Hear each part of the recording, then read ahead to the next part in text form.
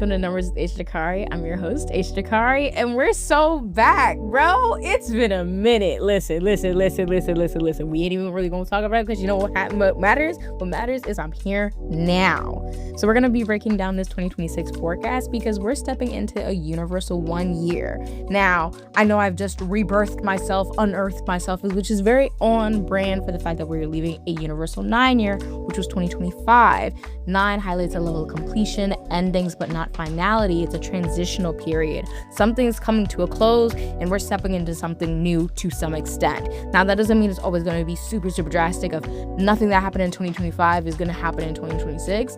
It just means that some things ended, some things changed, something shifted in that 9 year, and now we're stepping into a new 9 year cycle in this universal 1 year. Now, side note, if you know your personal years for 2025 and your personal year happened to be a 9 similar to mine, all I have to say to you is, baby, we made it. We made it. I got to the end of 2025 and I was like, wrap it up. That's enough of that. Clear the table. I don't want to see none of this shit ever again. But let's go ahead and get into this universal 1 year. First of all, what is a universal year and how do we calculate it? So a universal year is based off of the numbers in the year simplified. So 2 plus 0 plus 2 plus 6 equals 10. And then we simplify that 10 to a 1 because 1 plus 0 equals 1. Now, universal years or universal forecasting in general highlights the overarching experience for everybody under that calendar system. So if you're using a different calendar system than Gregorian, which is what I'm under, you are likely under a different universal year. It's possible that it's still universal 1 year, but make sure you do your math and check to see what the vibe is on, because if it's a different universal year, baby, you want to look into that one and not this one. So starting off with the numbers of 2026, what do these numbers highlight?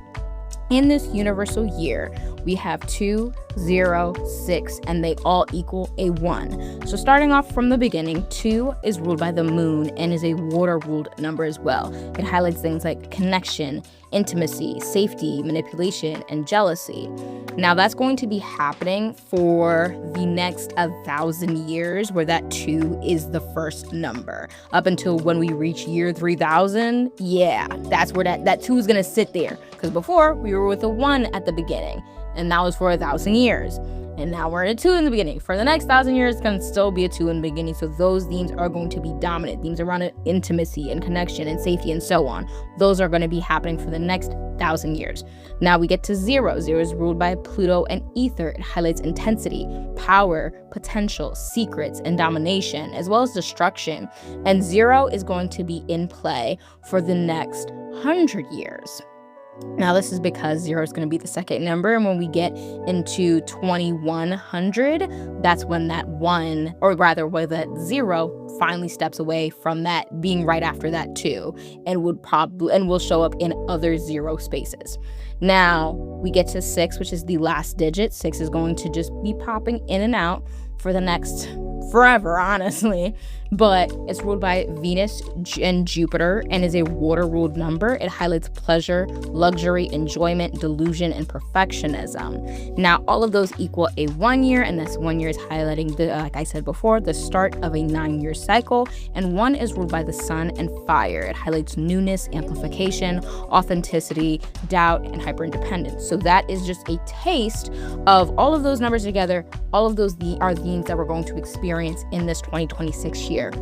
But I thought it would be nice to look at previous universal 1 years to get a better guide and gauge on what is actually happening. What do universal 1 years usually look like, and what are the consistent themes that show up in the past 3 universal 1 years? Because I could just do one, but let me check my facts, let me go back in. Let me dive a little bit deeper. So starting with 2017, that was the year of the Me Too movement and other global protests. Things around Harvey Weinstein was in 2017, as well as the early development of AI as we see it today was in 2017. There was new products like the Nintendo Switch and different types of crises around the world. Think hurricanes, terrorist attacks, and things like that. Now, when we move back to 2008, you might remember that one. That was the global financial crisis. This is also when Barack Obama became president in the United States, as well as Bitcoin getting introduced. And also some things like the Snuggie came out in 2008, which I don't know if you remember the Snuggie, but wow, that is a throwback. So that might have been something that was life-changing for some because it was so innovative and new, and people were like, oh my God, I need one. Everybody got that one for Christmas. But anyways, there's also, again, things around global terrorist attacks and invasions. There was the Russia-Georgia war, as well as attacks in Mumbai. There's also natural disasters like cyclones and earthquakes around the world. Now, stepping back all the way into 1999, we look at political conflict and violence. There was wars around the world, different types of violence around the world, as well as earthquakes and terrorism, again, around the world. These earthquakes and terrorism look like earthquakes in Turkey and Greece. There were school shootings in the US, bombings in Egypt, a lot of shit going on, as well as the political conflict around Bill Clinton being acquitted for his impeachment that year. Now, something interesting about 1999 is also the fact that Nelson Mandela stepped down as president in South Africa, as well as Napster came out, and additionally, SpongeBob, Family Guy, and Futurama premiered that year. So I want to focus in on Napster coming out and the TV shows that I mentioned coming out. Napster, if you don't know what that is, that was one of the most popular music sharing services of that time because in the digital age, early stages of the digital age, piracy around music and other entertainment forms was very big. So people were just taking music and entertainment anywhere they could get it and was like, come here, let me get that. So Napster was one of those really big sites that played a very big role in that. And then we have things like SpongeBob, Family Guy, and Futurama, very long-lived shows. Like, they have so many seasons and people know them by name almost at any age range. So when we look at these previous Universal 1 years, we're able to see a pattern of some sort. So there's big global shifts, especially around things that are connected to innovation and awareness. Those are things that happened in each one of those previous Universal 1 years. You also have natural disasters as well as terrorist attacks throughout the world. Again, especially in regards to earthquakes, shootings, invasions, bombings, a bunch of stuff around that in these previous Universal 1 years. There's also big pushes in tech, especially those that are pushing forward or altering culture or human interaction.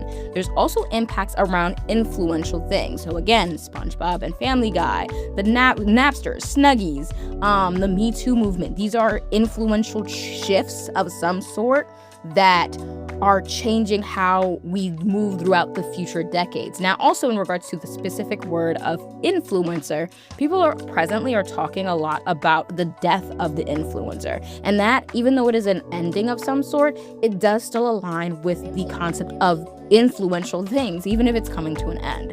Now, I do want to take this back a little bit and talk a little bit more about the number 1 itself, because we are in Universal 1 year. We talked a little bit about the things that have happened in previous 1 year, so you get a little bit of a taste, a little bit of a vibe, but let's really dive into the number 1.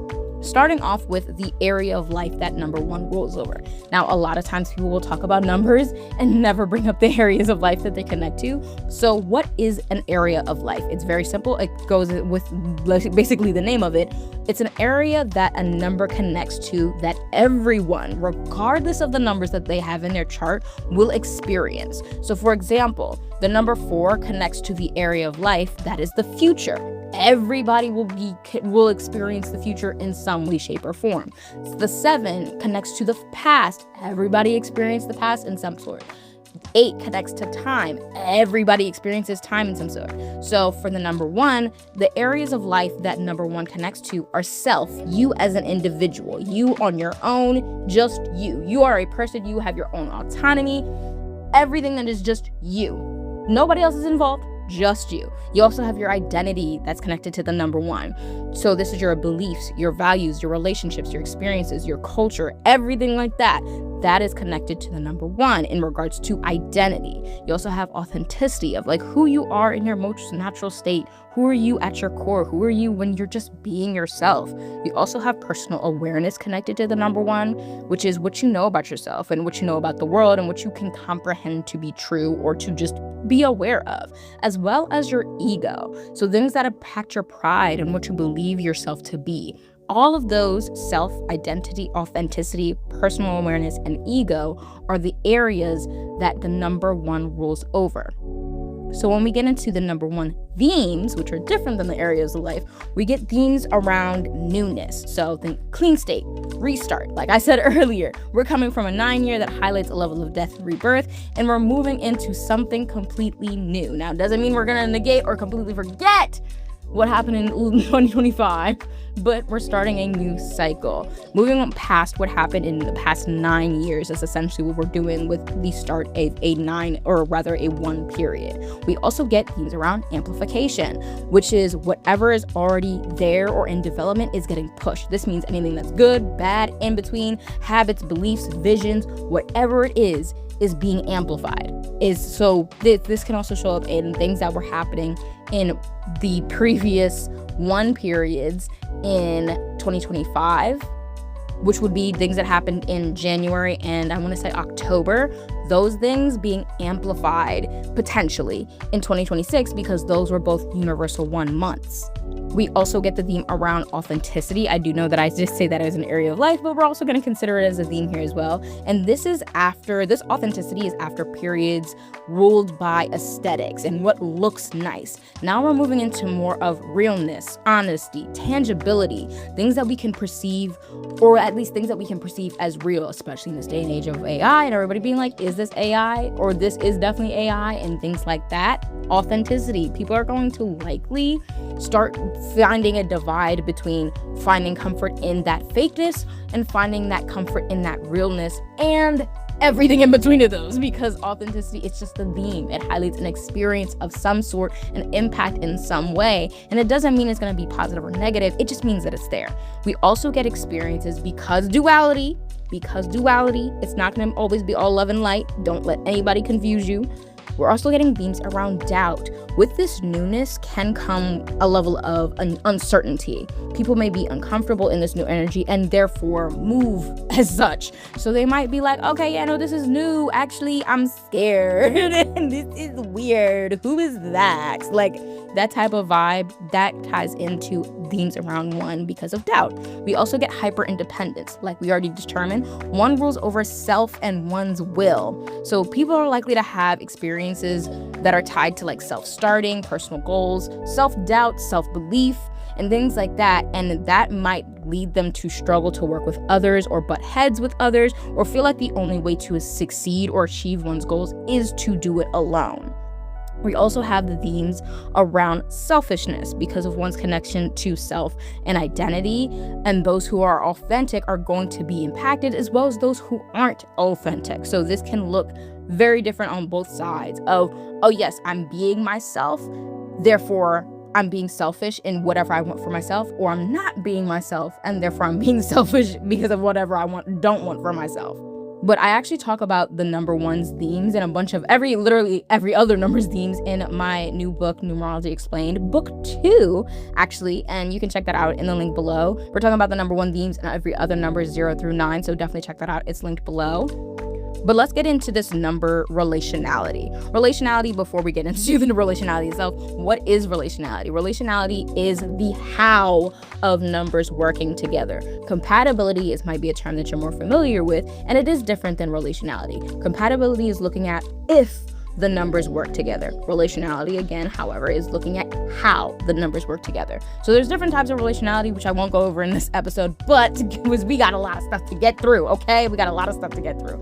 We're starting with the polarity, which is opposition between two numbers on some, or two things to some extent. So 1 and 2 sit in polarity. They highlight the opposition between self and other. This other is a specific type of other. It's other in regards to the others that you have emotions towards or emotions tied to. To add a little bit of context, this is going to be a tangent real quick, bear with me. There's different types of other in numerology. You have other being the ones that you have emotions tied to. You have other in regards to acquaintances, and you have other also in regards to people you have no context or awareness of. And this is not even just people, these are also things. So 2 connects to the ones that you have emotions towards. 3 connects to the ones who you have acquaintances with, or you might have as passerbys, or these are even like mutuals on social media, because 3 is a social number and also rules over space. But also 9 connects to the people who you don't know, or the things that you don't know of at all. This is a level of awareness that you're like, okay, yes, they exist, but I know nothing about them, or I know nothing about this thing. Those are the different types of other. But we're focusing on 1 and 2, bringing it back. 1 and 2's polarity focuses on that self and those you have emotional ties to. So think of, and when I say emotional ties, again, it's not all love and light. So this is not just people that you love and you care about, even though those are themes of 2. These are also, because 2 rules over emotions, these are people you're jealous of, that you're resentful towards, you're angry at, you feel rage about, like any emotion, you feel happiness towards, like any emotion. Those are the people that we're talking about. And that brings up a plethora of people that is brought up in this particular type of relationality. Now, because of that opposition between one, or rather self and other in this context, this year can feel a little you versus them because of that. But additionally, with polarity and every other numbers relationship, is the fact that numbers share themes. So 1 and 2 share themes around creativity, optimism, and perfectionism. And that can play a role, because of those shared themes, that can play a role in bringing people together around those spaces. People might be very collaborative or communicative, or seeking connection through creativity, or seeking connection through similar beliefs of, oh, I'm optimistic about this thing, let me do this way. And this could also show up in that perfectionism aspect of, okay, no, I want this to look like this, and somebody being like, yeah, no, it's gonna look so good when it looks like this. So that's some of the ways that we might find people coming together. Now, moving on to the next type of relationality, we also have 1 and 6's polarity as well. So this polarity, again, polarity is opposition of some sort between 2 things. This looks like this highlights an opposition between movement, which is highlighted by 1, and stagnancy or avoidance, highlighted by 6. And this also, actually, let me pause for a second and focus on this a little bit. This movement and avoidance is something that is fairly interesting because of the numbers rulers. So you have, especially on the elemental side, you have 1 being ruled by the sun and fire, and 6 being ruled by Venus, Jupiter, and the element of water. Water and fire extinguish each other. So this movement that this fire has, it's bright, it's bold, it's doing all of these things. If you throw some water on that, we get some steam, baby. It's extinguished, it's out, it's gone. That flame, that burst, it ain't there no more. It ain't there no more. It ain't there no more. It ain't there no more. It would need some time to dry out and then eventually be able to come back to life, or go someplace completely else to actually be a flame. But the point being that these 2 numbers together, and also the same thing is true for 1 and 2, it just behaves a little bit differently. But 1 and 6 can extinguish each other because of the fact that opposition is around movement and stagnancy or avoidance of movement. Whereas 2 is also movement, it does move, it's very fluid. Whereas 1 is also adaptable and it does move, it's initiating. 6, however, she don't really like all that. Unless it's around enjoyment, unless it's around pleasure, things that make me feel good, 6 is not there. 6 does not want to be invited. Leave me in the house. That's what 6 said. So that polarity creates a level of space that can have people burning out. So people might be a little bit more exhausted. So this looks like where we might see, this can show up as us seeing a divide in how people approach things. Some people taking action, and some people being like, actually, sign me the fuck out. Don't sign me up. Sign me out. I don't want to be here. So that level of that type of relationship, it can be a little shaky and cause people to just be on 2 opposing sides of a spectrum of some sort. Now, moving into the last little bit of relationality that we're going to cover, we have 2 and 6. 2 and 6 share energy. They share a water rulership, which makes it nice, comfy, and cozy, highlighting themes around balance and sensuality and healing. So it can be very comfortable. It can be very enjoyable because of that fluidity that water brings.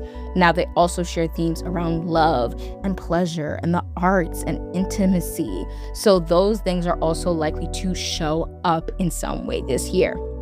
So now we have all of this context of how these numbers behave, these numbers themes, and all of those things. And to give you a little bit more context, because we gave you the number 1's area of life, let's give you a little bit around the areas of life for the number 2 and the number 4. So the number 2's areas of life are the ones around community, around connections, around emotions, around intimacy. This is also, so think like family, your home life, and also where you feel safe. This doesn't necessarily have to be a home, but just where you feel safe, where or how you experience care. All of those things are tied to 2. Now, when we get to 6, this is interesting because 6 is also always called the number of home and family, but I don't need to get into that rant right now, but let it be known, there is a rant. 6 governs the areas of pleasure and intimacy and romance. So this is how you interact with romantic partners and beauty and experiences with unrealistic goals, standards, and ideas. Those are the areas of life for 2 and 6. So now when we get into this year of like, okay, how does this show up? What are we likely to see impacted? Well, because of 2 and 6, we get impacts to romantic, intimate, and relational spaces.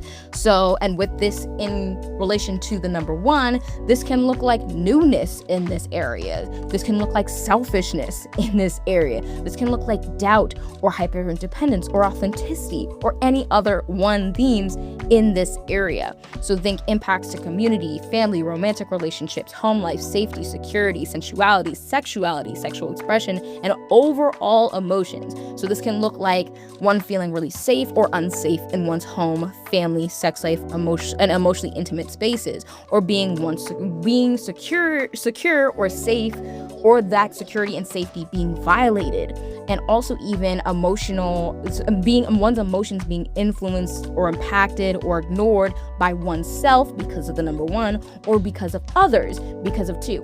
Also, to circle back for 2 seconds, another type of other you could say is the number 6, because it can highlight romantic partners, but that's a side note for another time. But I just wanted to throw that out there. You can consider that as another type of other, just so you know. But anyways, getting back into it, we also have the impacts to creative, self-initiated, and passionate spaces because of all of the numbers involved in 2026, including 0. So this looks like impacts to expression, authenticity, confidence, boldness, passion projects, desires, the arts. So this can look like taking up space where you're actually selling your work. You're like, you know what? Actually, you're gonna buy my shit because I said so. This can also look like taking the steps needed to achieving your goals. This is a great time to start something or take those steps to do something in this 1 year because it is the start. And this can also look like becoming more honest about what you really want for yourself, especially in regards to your passions, and especially in regards to your boldness and your confidence, and again, your authenticity. Now, we also get themes and impacts to comfort, safety, and pleasure spaces because of 2 and 6. And this is because this is going to impact or show up in a way that impacts enjoyment, desire, unrealistic goals, aesthetics, beauty, and the like. So this can look like pursuing that thing that you really, really wanted to do because you really, really enjoy it. This can also look like Delulu being the Salulu again. Flashback to what was that? I think that was 2023 where Delulu was the Salulu. That's sort of kind of a little bit of the vibe with a little bit less or a little bit more material focus type of delusion, because 6 does rule over a level of physicality in regards to the material space. 8 does also do the same thing, but 6 also does tie into those spaces as well. This can also look like what feels safe or comfortable or pleasurable being things that look good. your taste and your style and what you approve of, and being like, okay, yes, no, that's tea, oh yes, that's cunt, whatever it is, those things are also likely to be impacted this year. We also get impacts to intensity, hidden, and potential spaces because of 1 and 0. 1 and 0 is a very shaky energy. So this brings those possibilities where anything, and I cannot stress this enough, anything can happen, because these numbers, both of them, 1 and 0, rule over and connect to power and connect to a level of change and transformation in some way, shape, or form.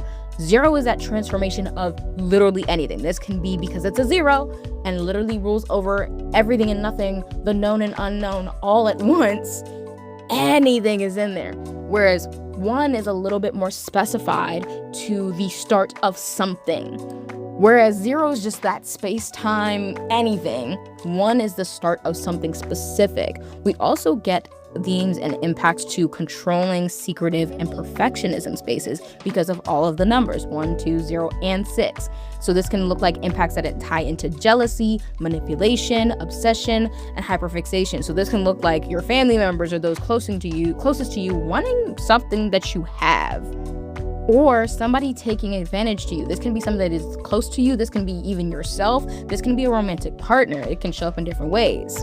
And this can also tie back into perfectionism, like we talked about previously, because of hyperfixation of I'm looking at just this one little dot and it's just not right in the same spot I need it to be, so I'm gonna keep moving this dot until it's exactly where I need it to go. And that hyperfixation can limit how much of our awareness is around us and how much we're actually perceiving the other things that are happening outside of that one little dot. So be a little bit careful of that. Now, I know we've already been here for a little minute, so if you're enjoying what you're hearing, make sure you share it on your socials and tag me. We have a little bit of updates in regards to the tags. So you can tag me at the podcast's page at Numbers with Jacari on Instagram, or you can tag me on TikTok at No Numerology, or on Instagram at No Numerology as well.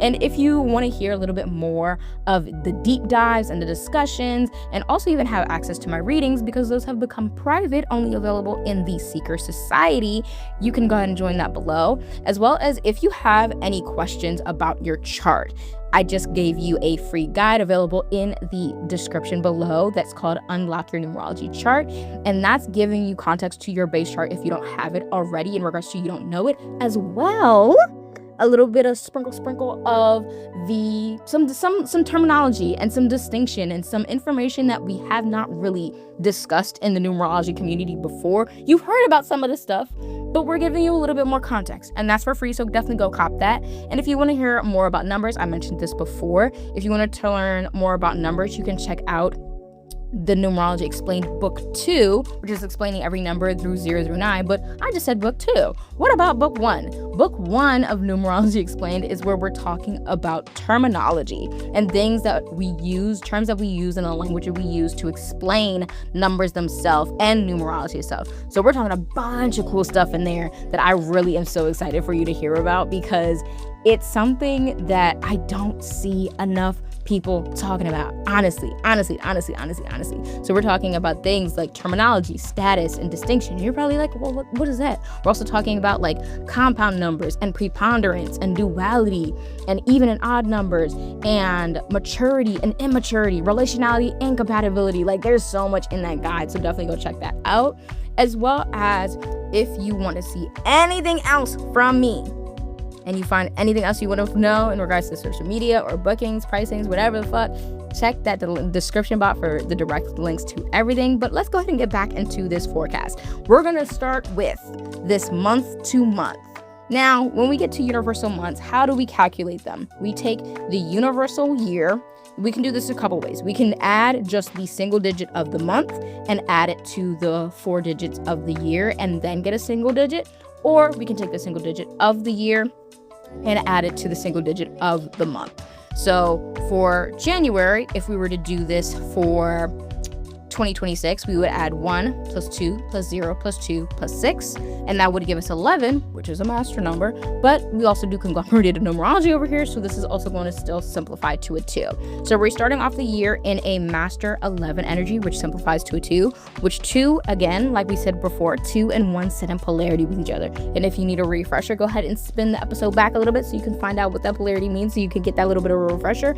But from then on out, all of the numbers are going to go in order all the way up to 9 until they restart at 1. So February is a universal 3 month, an exalted 3 specifically. And then March is a universal 4 month, which is going to be a 4 simplified from a 13, which is karmic debt. April is going to be a universal 5 14 month, which is also karmic debt. May is going to be a 6 simplified from a 15, and 6 and 1 sit in polarity again. And to spin back for a second, 3 for February, that exalted 3 and 1 share a lot of themes in regards to creativity, in regards to expression, in regards to potential, in regards to possibility. And 3 itself highlights luck. So do with that what you will. Now, I will say, because of duality, it does also highlight unluckiness, but you know, I am just the messenger. Getting into March for that karmic debt month of 413. 4 does share energy with the number 1 energy. Is looking at the themes and the rulers of a number. Themes, rulers being planet and elemental. So 4 shares a fire element with the number 1, but it also shares themes around innovation and initiation and development and progress. Now, that specific karmic debt does highlight avoidance, procrastination, and laziness, and struggles with discipline. So be mindful of that. And also, specifically for 4 and 1 together, be mindful of energy levels, because both of them are fire ruled. Fire highlights energy. So March might be a little shaky on the energy vibes.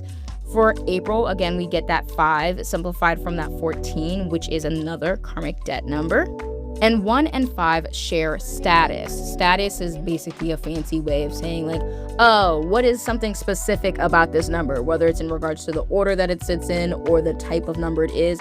1 and 5 are both odd numbers. So technically 1 and 3 also share a status because they're both odd numbers, and any other odd number shares that odd number status with the number 1. But when we look at that karmic debt, we get themes, and we're looking at overthinking, irresponsibility, escapism, and impulsivity. So, you know, again, I say, be mindful, and that is going to be for April. For May, we get into that 6 simplified from a 15, and 6 and 1 sit in polarity. So again, spin the episode back if you need to, relearn about that polarity between 1 and 6, because it might get a little shaky when it comes to May. When we get into June, we get a 7-16 month, which is again karmic debt. We're getting actually all of the karmic debts for 2026, which has also actually happened before. The karmic debt has happened in both 2008 and 2017 in regards to those universal 1 years, because the months in the 2000s, what is it, 21st century, all follow that same pattern of we start with that master 11 energy in January and end in a karmic debt 413 energy in these universal 1 years. So this is nothing new. This is just the first time that at least I'm talking about it with you. So like I was saying, for June is going to be that 7-16, and it is again karmic debt. And that karmic debt is highlighting a pessimism, avoidance, hyperfixation, and overindulgence. Now, 7 does share an odd number status with 1, as well as just shared energy and just vibe. It's like 7 vibe being purely non-numerologically based terminology, being when I'm saying vibe, it's just like, oh yeah, no, we get together, we go together, we're cute, we can shake some ass together is the vibe of 1 and 7 together.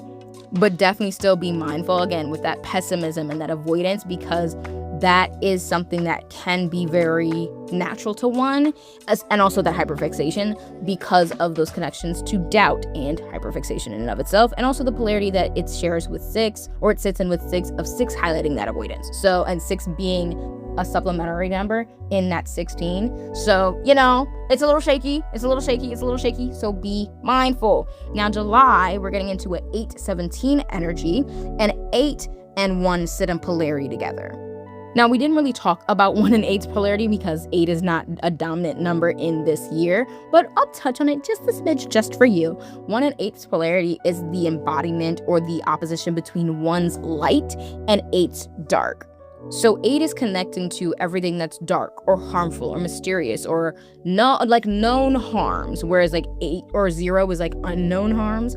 And then 1 is highlighting this newness and clarity, and that opposition is very distinct. So think things that you can see with 1 and the things that go bump in the night with 8. So that's, again, it's a little scary, it's a little spooky, be careful. it's something's in the air, everybody hold on. Then we get into August. That's going to be a 9 simplified from an 18 month, which is going to sit in a reflection with the number 1, and they do share energy in regards to a shared fire rulership, and they also do share that status, that odd number status. So when we talk about, but circling back to reflections are 2 numbers that sit on opposite sides of the same vibration. So not to be confused with polarity. Polarity is just opposites on something, because polarity in numerology also shows up outside of the numbers. Even in odd numbers are opposites. Master numbers and karmic debt are opposites. So polarity can show up in different ways in numerology, but reflections are like a type of polarity because they are in opposition of some sort, but it's a specifically opposition on the same vibration. So 1 and 9's vibration is around awareness and confidence and ambition and passion and impulsivity and recklessness and change. But they differ, with 1 highlighting things like beginnings, consciousness, and initiation, whereas 9 is highlighting endings, unconsciousness, and development. So for that August vibe, we have a lot of transformation and transition in the air. Now, when we get into September, we get into a 119 energy. Now, 1 is obviously synchronized with 1. It's the same number as 1. But with that 119, we get karmic debt. And that 119 karmic debt highlights a domineering or selfishness, or as well as the abuse of power. So again, I say be careful, be mindful, be careful. Now, when we get into October, November, and December, that is going to just be the first 3 months repeating itself. So the same things that I said for January apply to October, the same things I said for February apply to November, and the same things that I said for March apply to December. So go back, reverse, run it back, and run through it one more time, just so you can know, make sure you know what you know. Okay. So we've gone through the months, but now what do we expect through the year? I've given you a bunch of numbers with a bunch of information, but what does this actually do in regards to the themes? Let's talk about it.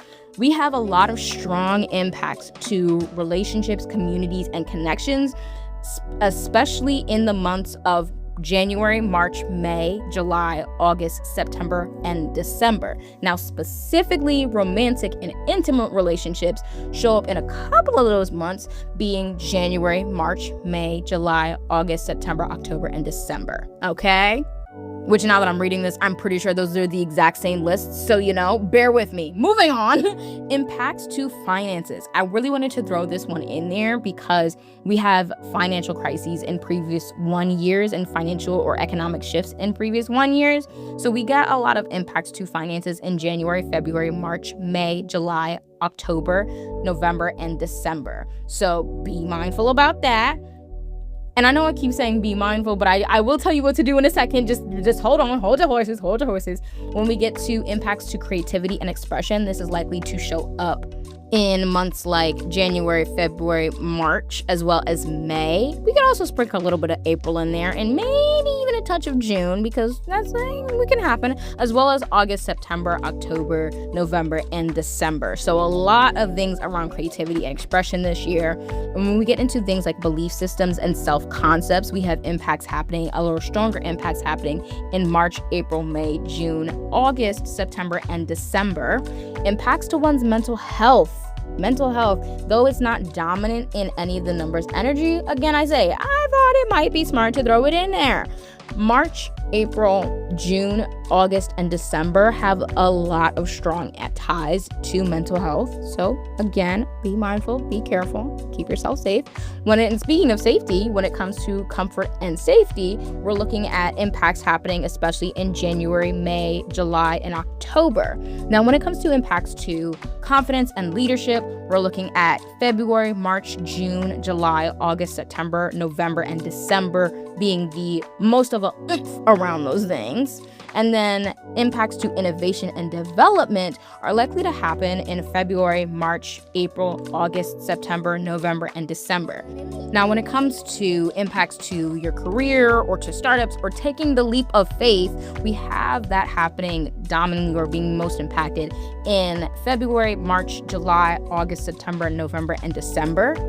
And then we also have likely shifts or impacts to shifts, challenges, and changes happening in January, March, May, July, August, September, October, and December. So some of those months are very repetitive. Some of them show up in damn near like all of them. I think December shows up in every single one of the ones I listed. So like, take your notes, see what's vibing. And this isn't to say don't do or don't involve or don't investigate any of these things. It's just more of an awareness thing of, okay, what's likely to be impacted when? And when I say impact, I meant to clarify this a little bit earlier. Impact means anything good or bad, anything in between good and bad. Nothing happened, everything happened. Literally impact. And impact in numerology is impact is an experience is so broad. It can be a lack of something, a preponderance or a dominance of something, a repetition of something, a relearning of something. Impact can literally mean so much. So take it with a grain of salt. Just because we're talking about things like shifts and challenges or finances and belief systems and mental health, don't think that it means that all of those things are going to go absolute to crap. That's not what that means. Just be mindful. So now I keep saying be mindful, be mindful, be mindful, and you're like, Ace, oh my God, I'm being mindful. What the fuck else do you want me to do?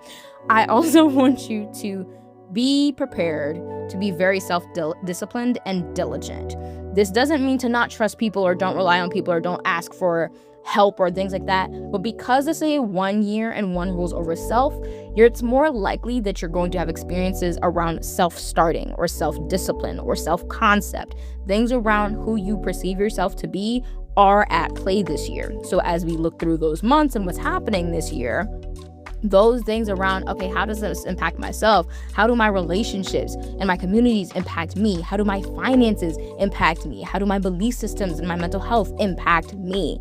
That concept, that's put at the forefront for this year, as well as being mindful, I said it again, of isolation and selfishness as well as ego. We already talked about these themes, at least in regards to selfishness and ego at the beginning of this episode, but isolation is another one theme. You might find yourself being like, you know what, actually, screw everybody. Nobody talk to me, nobody touch me, everybody back up, y'all too close. Because one is that individual. So it might be a year where you are prioritizing yourself more than anything else. And hey, sometimes that's just what needs to be done. So being mindful of those things of, am I isolating out of necessity of I need to take care of myself? Or am I isolating out of a space that I don't really actually want to isolate out of? Is this a trauma response? Is this something that a habit that I'm just relying on that I just feel comfortable doing, but I don't actually want to keep doing anymore? So again, I know I said it already 3,000 times in this episode. Be mindful. Be aware. Aware is probably a better on-theme thing to say because of the number one. But, just take a second. Sit with it and taking a second and sitting with it is still, again, on brand for this year because one is very go, go, go, go, go, do. We're moving. We don't really actually sit still because one will get some shit started, but it might not finish it. Okay. So when we're being mindful about these isolated spaces and also these self-started spaces, think about what you're starting before you start it. Really like, okay, is this something that I actually really want to do? And where do I see this going? Because one can be very, very reckless. It can just do some shit because it just wants to do some shit. Okay, sometimes you gotta pop off for the one time, and that's okay. But if you don't want this to be a one and done ordeal, take your time. Be aware. Look at the pros and cons, be consistent, because that's also shockingly a theme of one, even though it can fall off because themes highlight duality, or rather numbers highlight duality. So consistency can also be inconsistency. So be aware. The last thing I would say to do is your identity isn't being impacted this year. So you're really being challenged with the question of who are you? So you might find yourself experiencing things around shadow work or understanding yourself more or rebuilding or relearning your relationship with self. And that can be jarring. I will say, I encourage you not to shy away from that as somebody who's done it myself, but also as somebody who's done it myself.